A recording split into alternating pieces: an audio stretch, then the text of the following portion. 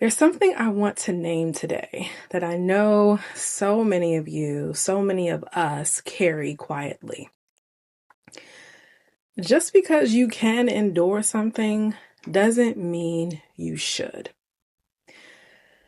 And I want to talk about why this belief makes so much sense, especially for eldest daughters, caregivers, those of us in the role of the strong one, and how it slowly drains our energy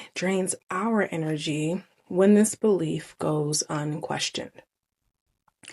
For a long time, endurance to me felt like a virtue. I pushed through exhaustion because I could. I stayed up late. I overextended myself emotionally. I held space even when my body was begging me to rest. And this wasn't because I wanted to, but because somewhere along the way, I learned that if I can handle it, then I should. And the thing is, this belief didn't come out of nowhere. As an eldest daughter myself, it made total sense, right? I was responsible at a very young age. My reliability was rewarded. Strength became part of how I stayed connected to others, how I felt safe, and how I felt needed, quite honestly. So I didn't really learn to ask, what does my body need right now? I did learn to ask, what still needs to be done? So I endured. And I told myself it was maturity. I told myself it was discipline, right? I told myself I was a hard worker. I told myself it was just life, right?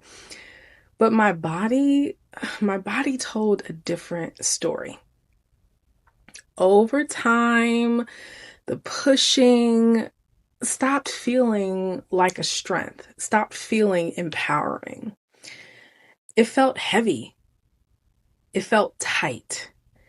It felt like I was moving through my life with my jaw clenched and my shoulders up to my ears.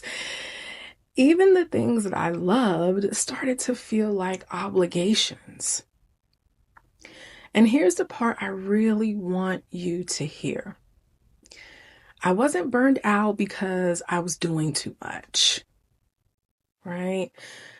I was exhausted because I never felt safe enough to slow down. My nervous system didn't trust rest. It didn't trust ease. It didn't trust flow. It didn't trust my own rhythm, my own timing. So even when I paused, physically, internally, I was still bracing myself, still alert, still managing, still preparing for what might be required of me next. That, my sister, is not rest. That is pure survival. What changed everything for me wasn't better time management. I tried that. The calendars and the planners, right? It wasn't more discipline, right? Keeping myself on a tight schedule.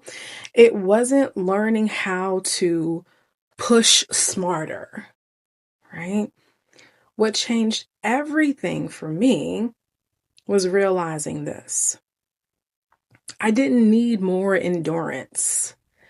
I needed more safety and softness in my body. Safety and softness to move slowly, to choose my pace, to let my energy flow naturally, without judgment, without pushing. When my body began to feel safe enough to soften and to go at my own pace, something unexpected happened. I felt energized. Not in a frantic, all over the place kind of way, not in a hustle driven way, the way in which so many of us are familiar with moving, but in a steady, grounded, sustainable way. I had energy, not just for what I had to do, but for what I wanted to do, like spending time with my friends and going to the movies and going shopping, right? Joy stopped feeling like a luxury. Creativity stopped feeling like extra effort. Things really just began to flow.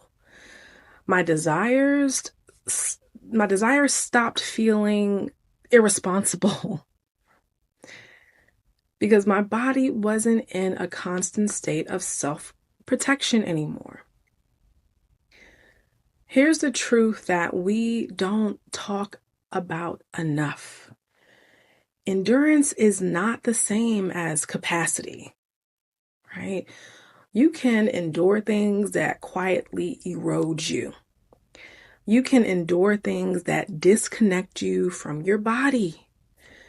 You can endure things that steal your softness, your pleasure, your aliveness.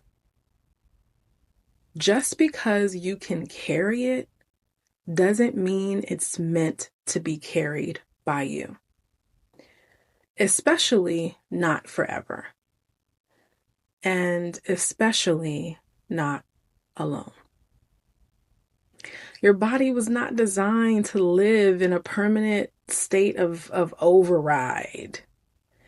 It was designed for rhythm, for cycles, for ease and restoration. So I want to offer you a different question to live with, right? A different question to ask yourself.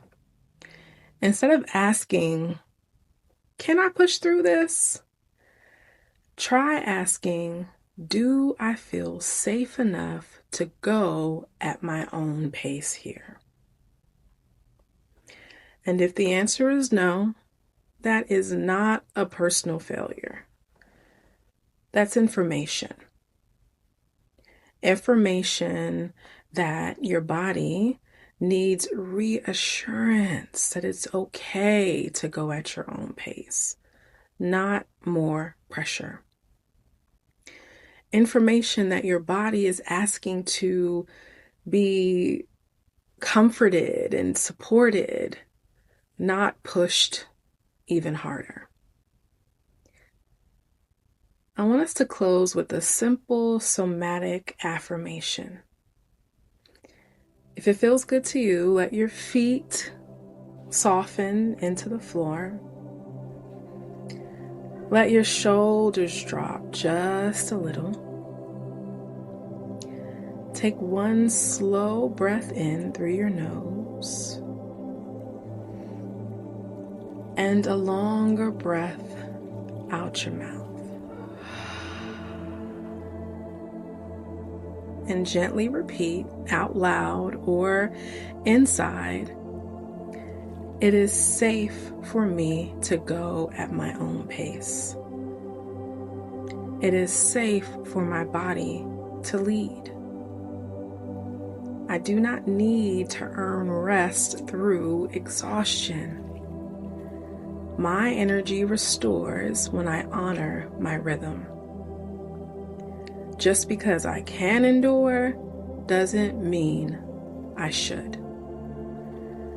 Let those words land not as just some other thoughts, right? But as permission your body can feel. You don't need to rush. You don't need to prove your strength. You're allowed to live and move at a pace that sustains you. And that too is power. I hope you found something you needed from our conversation today.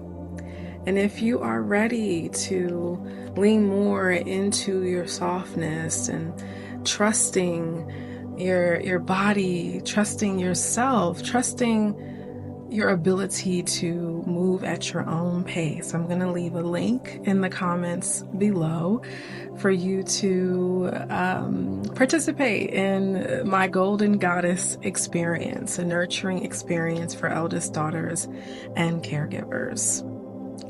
Until we meet again, my sister, take good care of yourself. You be well. Peace.